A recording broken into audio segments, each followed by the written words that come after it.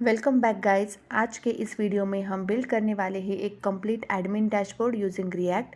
मैं आपको सिर्फ फाइनल कोड नहीं दिखाने वाली, मैं पूरा प्रोसेस दिखाने वाली हूँ, कैसे मैंने स्टेप बाय स्टेप इस प्रोजेक्ट को बिल्ड किया। सबसे पहले मैंने रिएक्ट ऐप इंस्टॉल किया यूजिंग वीट।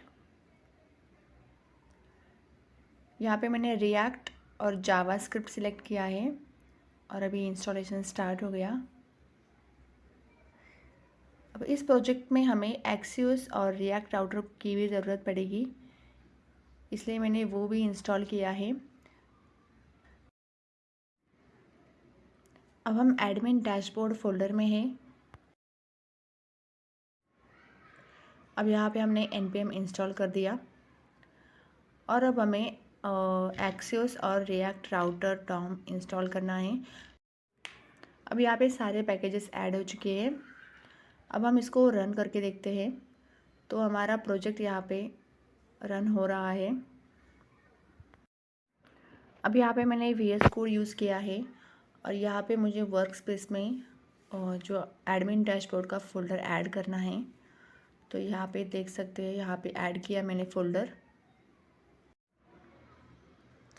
अब यहाँ पे app.jsx में ये कोड डिलीट करके हम एक सिंपल सा कोड ऐड करेंगे और इसमें रिटर्न में हम बस एक सिंपल सा h1 टैग रेंडर करके देखेंगे कि हमारा प्रोजेक्ट अच्छे से इंस्टॉल हुआ है या नहीं।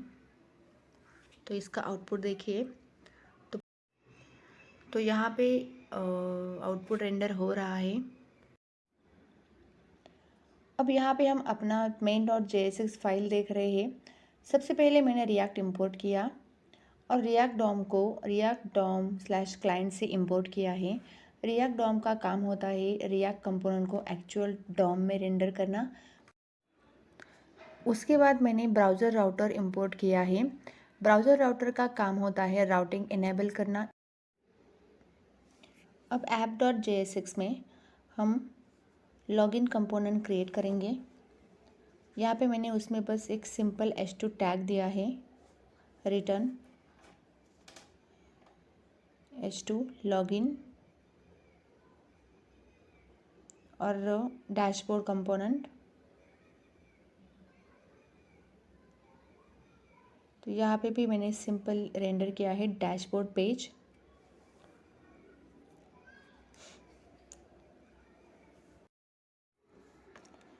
यहाँ पे मैंने रूट कंपोनेंट यूज़ किया है। रूट्स का काम होता है मल्टीपल रूट्स को ग्रुप करना।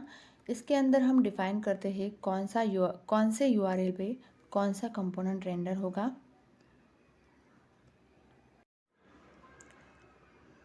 तो यहाँ पे फर्स्ट रूट है। इसका मतलब है जब यूज़र रूट URL पे आएगा यानी स्लैश पे, तब लॉगिन कंपोनेंट रेंडर होना चाहिए। यहाँ पे एलिमेंट में हमने लॉगिन कंपोनेंट पास किया है। और सेकेंड रूट में इसका मतलब है जब URL में डैशबोर्ड होगा तब डैशबोर्ड कंपोनेंट रेंडर होना चाहिए। अब सबसे इम्पॉर्टेंट पार्ट आता है React DOM dot create root. यहाँ पे हम document dot get element by ID select कर रहे हैं। ये जो रूट ID है ये index.html में डिफ़ाइन होती है और इसी डिव के अंदर पूरा रिएक्ट ऐप रेंडर होता है।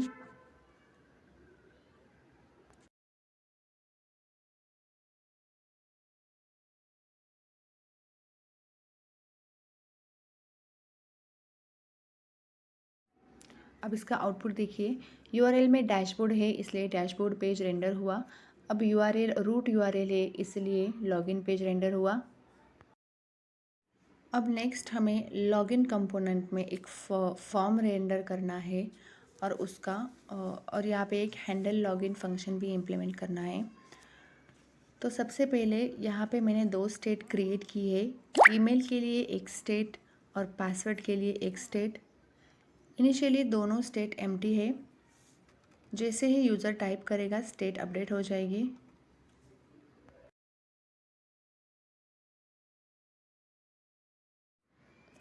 अब यहाँ पे मैंने यूज़ नेविगेट हुक कॉल किया है। इसका पर्पस है प्रोग्रामेटिकली नेविगेशन करना। मतलब जब लॉगिन सक्सेसफुल होगा तब हम मैन्युअली रूट चेंज करेंगे यूजिंग नेविगेट फंक्शन।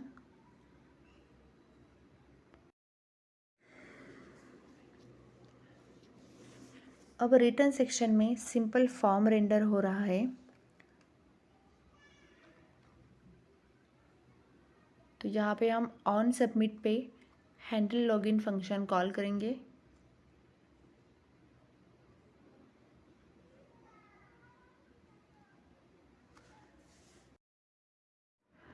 अब रिटर्न फंक्शन में सिंपल फॉर्म रेंडर हो रहा है। फॉर्म के अंदर एक हेडिंग, ईमेल का इनपुट और पासवर्ड इनपुट और एक लॉगिन बटन होगा। ईमेल इनपुट में ऑन चेंज इवेंट लगाया है जो सेट ईमेल फंक्शन को कॉल करता है और यूज़र का टाइप वैल्यू स्टेट में स्टोर करता है। सेम चीज़ पासवर्ड के लिए भी है। सेट पासवर्ड जो सेट पासवर्ड फंक्शन को कॉल करता है और लास्ट में लॉगिन बटन। तो यहाँ पे इस कोड को रन करके देखते हैं। तो यहाँ पे हैंडल लॉगिन को एरर आया है, इज़ नॉट डिफाइन।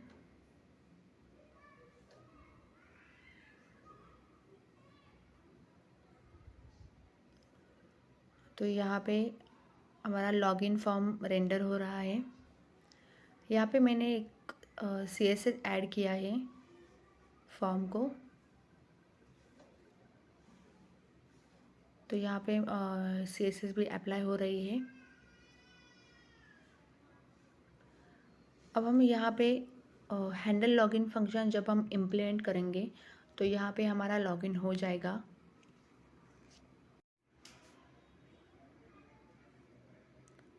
अब सबसे important part, handle login function. ये फंक्शन तब कॉल होता है जब फॉर्म सबमिट होता है। Const handle login. सबसे पहले हम e.prevent डिफ़ॉल्ट यूज़ करते हैं ताकि पेज रिलोड ना हो।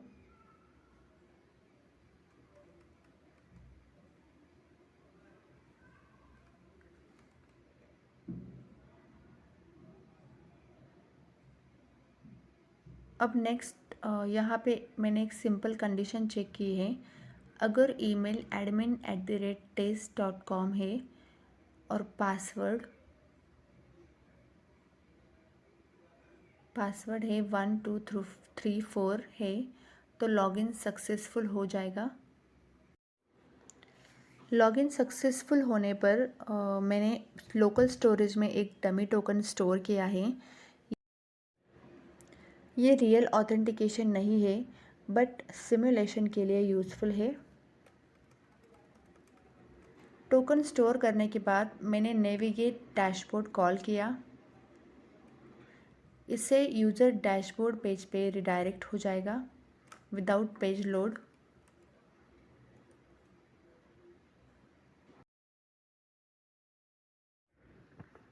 अब यहाँ पे मैंने यूज़ नेविगेट हुक कॉल किया है। Navigate dashboard.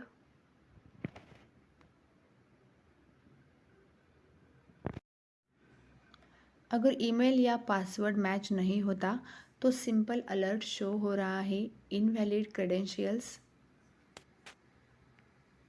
तो इस कोड को अब रन करके देखते हैं। यहाँ पे मैंने ईमेल और पासवर्ड हरा गलत नहीं है लेकिन लॉगिन नहीं हो रहा। तो हम कंसोल में देखते हैं। तो यहाँ पे तो सेट पासवर्ड ओके। तो हमारा यहाँ पे जो सेट पासवर्ड है उसका स्पेलिंग मिस्टेक हुआ है।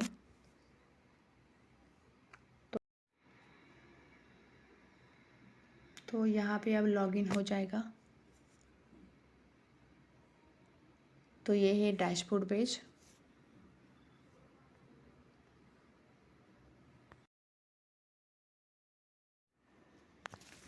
अब हम कंपोनेंट डैशबोर्ड में यूज़र की लिस्ट रेंडर करेंगे। ये कंपोनेंट बेसिकली लॉगिन के बाद रेंडर होता है और यहाँ पे हम रियल एपीआई से यूज़र डेटा फेच करने वाले हैं। सबसे पहले मैंने एक स्टेट क्रिएट की है यूज़र्स। इनिशियली ये एम्प्टी एरे है क्योंकि जब कंपोनेंट फर्स्ट टाइम रेंडर होता है तब तक एपीआई का डेटा अवेलेबल नहीं होता। अब यहाँ पे मैंने यूज़ इफ़ेक्ट हुक यूज़ किया है। यूज़ इफ़ेक्ट का पर्पज़ होता है साइड इफ़ेक्ट्स हैंडल करना, जैसे एपीआई कॉल्स।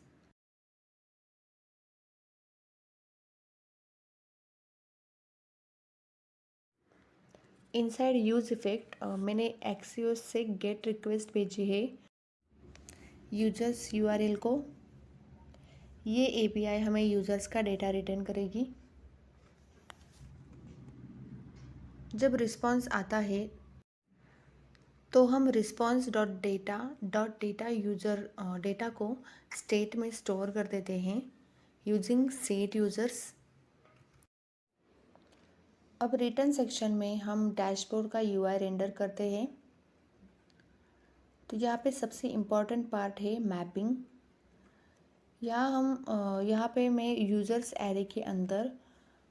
एरे के हर एक यूज़र को इटरेट कर रही हूँ और हर यूज़र के लिए एक कार्ड बना रही हूँ।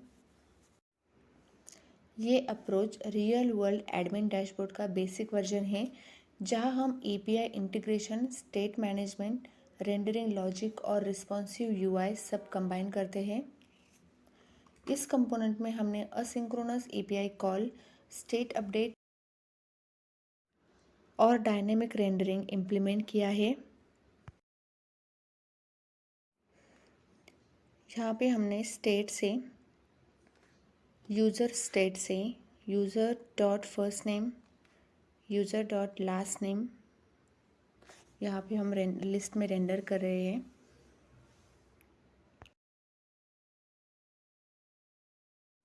तो यहाँ पे इसका आउटपुट देखिए। तो यहाँ पे कंसोल में कुछ एरर है। हमारी ये जो लिंक है यूआरएल वर्क नहीं कर रही है। तो यहाँ पे हम डमी एपीआई लिंक लेते हैं, डमी जेसन। अब ये इसका आउटपुट चेक करते हैं।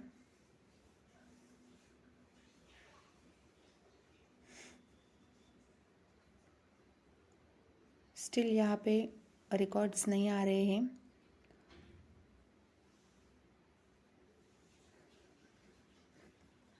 तो यहाँ पे हमने यूज़र्स के अंदर ये सारा डेटा है और यहाँ पे हमने डेटा पास किया था। तो अब हम उसको चेंज करके यूज़र कर दिए और यहाँ पे अब डेटा आ रहा है।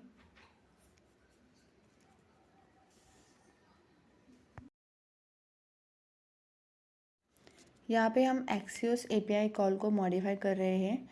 अगर एपीआई कॉल फेल हो जाए या इंटरनेट इशू हो तो डॉट कैच ब्लॉक रन होगा। यहाँ पे हमें एरर को कंसोल में प्रिंट कर रहे हैं। प्रोडक्शन लेवल ऐप में यहाँ पे प्रॉपर एरर मैसेज या यूआई शो करना चाहिए। एक्सियोस इंटरनली प्रॉमिस बेस होता है, इसलिए हम असिंक्रोनस डेटा हैंडल करने के लिए डॉट देन और डॉट कैच यूज़ करते हैं।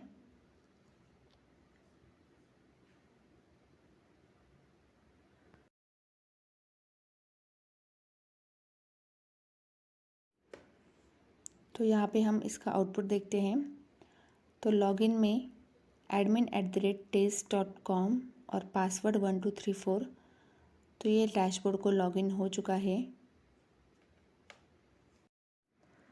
अब तक हमने लॉगिन और डैशबोर्ड कंपोनेंट्स डायरेक्टली app.jsx के अंदर बना दिए थे।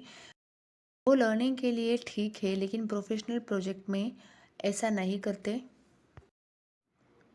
जैसे जैसे प्रोजेक्ट ग्रो करता है, अगर सब कुछ एक ही फाइल में रखेंगे तो कोड मेसी हो जाएगा और मेंटेन करना डिफ़िकल्ट हो जाएगा। इसलिए अब हम प्रॉपर फोल्डर स्ट्रक्चर फॉलो करेंगे। सबसे पहले सोर्स फोल्डर के अंदर एक नया फोल्डर क्रिएट किया, पेजेस फोल्डर का पर्पस होता है एप्लीकेशन का मेन स्क्रीन्स या व्यूज़ को स्टोर करना। अब इसमें मैंने login.jsx फाइल क्रिएट की और उसमें लॉगिन का लॉगिन कंपोनेंट का कोड मूव किया। यहाँ पे सेम फॉर डैशबोर्ड कंपोनेंट के लिए यहाँ पे मैंने न्यू फाइल क्रिएट की dashboard.jsx, और इस फाइल में डैशबोर्ड कंपोनेंट का सारा कोड मूव कर दिया।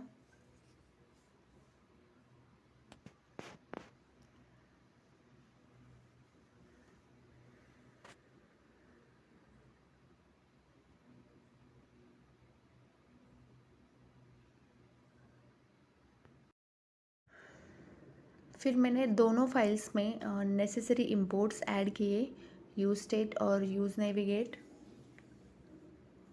और डैशबोर्ड फाइल में एक्सियोस का,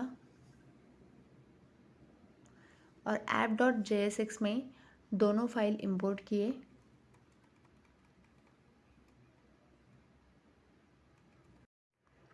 इस अप्रोच को बोलते हैं separation of concerns. app.jsx routing handle करेगा, pages folder screen components handle करेगा, और component folder reusable UI element handle करेगा। ये स्ट्रक्चर स्केलेबल है। अगर कल 10 और पेजेस ऐड करने हो तो बस पेजेस फोल्डर में फाइल ऐड कर दो और रूट डिफाइन करो।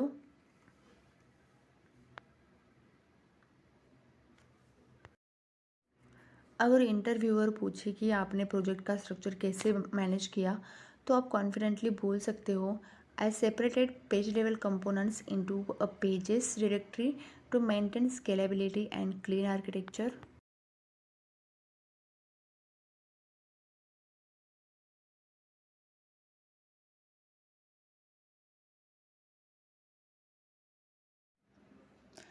और कंपोनेंट को एक्सपोर्ट करना ज़रूरी है ताकि हम उस कंपोनेंट को दूसरी फाइल में यूज़ कर सकें। अगर एक्सपोर्ट नहीं करोगे, कंपोनेंट सिर्फ उसी फाइल के अंदर लिमिटेड रहेगा। तो अब हम यहाँ पे लॉगिन और डैशबोर्ड दोनों को भी एक्सपोर्ट करते हैं।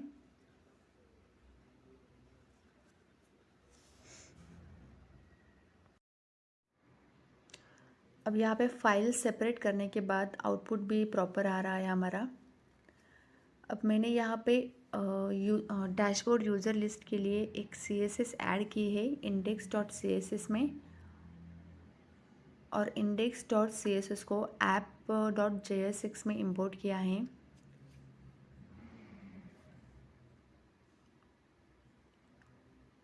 तो अब हमारी लिस्ट ऐसी दिखने वाली है।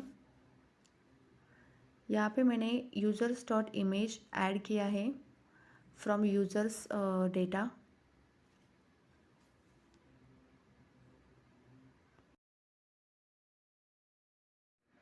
अगर आपको ये प्रोजेक्ट हेल्पफुल लगा हो तो चैनल को सब्सक्राइब ज़रूर करें। नेक्स्ट वीडियो में हम इस प्रोजेक्ट को और एडवांस बनाएंगे विथ प्रोटेक्टेड राउट्स और रोल बेस्ड ऑथेंटिकेशन।